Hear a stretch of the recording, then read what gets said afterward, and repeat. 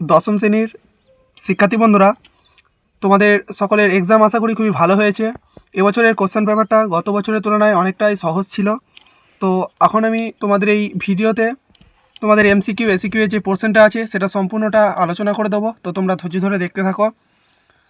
তো প্রথম প্রশ্ন, ছদ্মবেশে সেদিন হরিদার রোজগার মন্দ হয়নি, কোন ছদ্মবেশে? অপশন গ, বাইজির ছদ্মবেশে।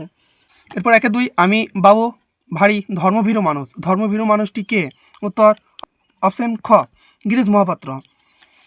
এবার 1-3, অমৃতের মতো ছেলে পেলে এসবের বাবা কতজনকে পালন করতে পারবে?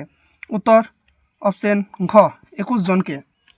এরপর 4 দাগের প্রশ্ন, আমাদের ডান পাশে ধস, আমাদের বাঁয়ে কি? খ, গিরিখাদ।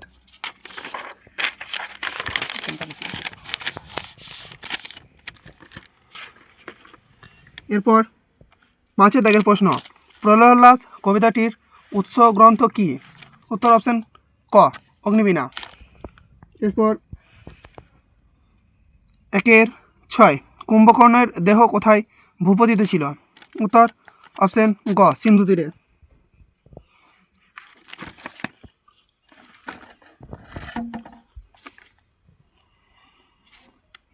এরপর 7 দাগের প্রশ্ন, বৈজ্ঞানিক সাহিত্যের যত কম থাকে ততই ভালো, কি কম থাকলে ভালো হয়? উত্তর খ, অলঙ্কার। এরপর 1-8, নিবের কলমের মানমর্যাদা বাঁচিয়ে রেখেছিলেন একমাত্র কে? উত্তর অপশন ঘ, সত্যজিৎ রায়। এরপর 1-9, পরিভাষা উদ্দেশ্য হলো? উত্তর অপশন গ, ভাষার সংক্ষেপ ও অর্থ সুনির্দিষ্ট করা।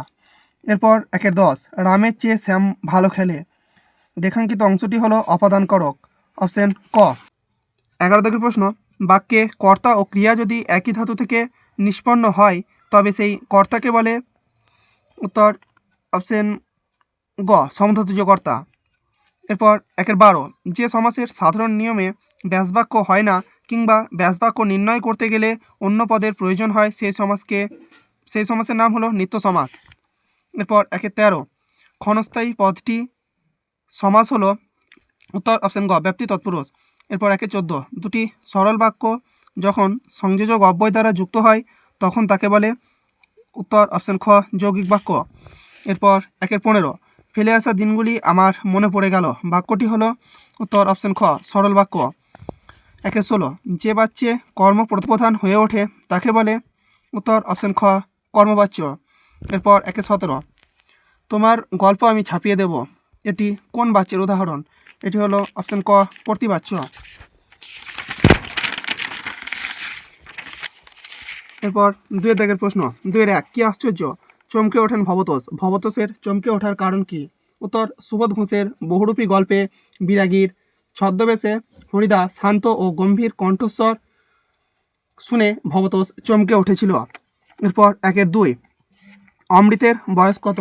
উত্তর অদল বদল গল্পে অমৃতের বয়স 10 বছর।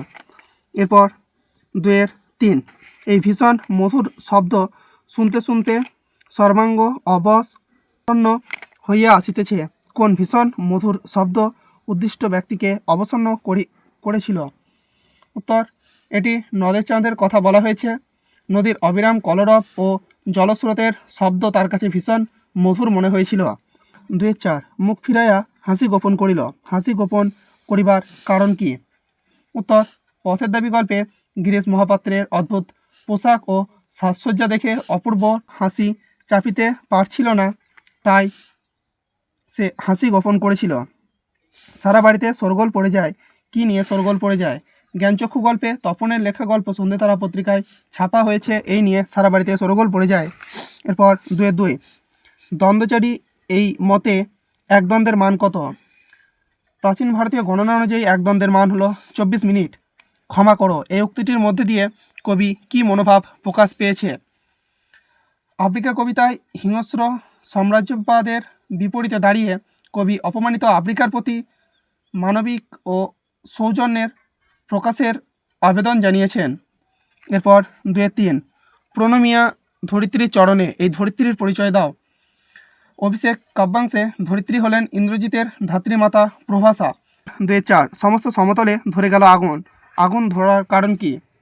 উত্তর অশোকে একজন কবিতার যুদ্ধের বিভীষিকা বা আগ্নেয় পাহাড়ের মতো যুদ্ধের দাবানলের ফলে সমস্ত সমতলে আগুন ধরে গিয়েছিল।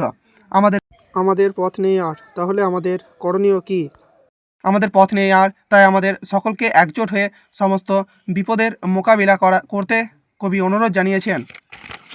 এরপর 2-3, তুমি সবল আমি দুর্বল, তুমি সাহসী আমি ভীরু। এখানে তুমি বলতে লেখক আসলে কাকে ইঙ্গিত করেছেন? হারিয়ে যাওয়া কালিকলম প্রবন্ধে শ্রীপান্ত তুমি বলতে কলমের প্রতি এমন ইঙ্গিত করেছেন। এরপর 2-3, যিনি কানে কলম গোজে দুনিয়া খোঁজেন তাকে কি বলে? উত্তর, যিনি কানে কলম গোজে দুনিয়া খোঁজেন তাকে বলে দার্শনিক।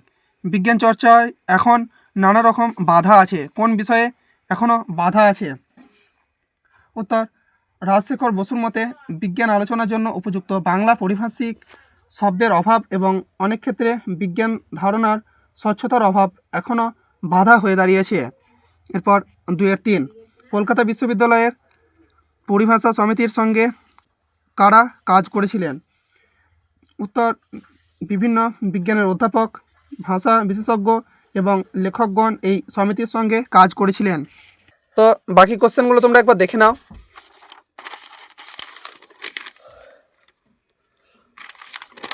তো আজকের মতো এই পর্যন্তই, দেখা হচ্ছে পরবর্তী কোনো ভিডিওতে। ততক্ষণ ভালো থেকো, সুস্থ থেকো এবং তোমাদের বাকি পরীক্ষাগুলোর জন্য তোমরা তোমাদের প্র্যাকটিসটাকে জোর কদমে জারি রাখো।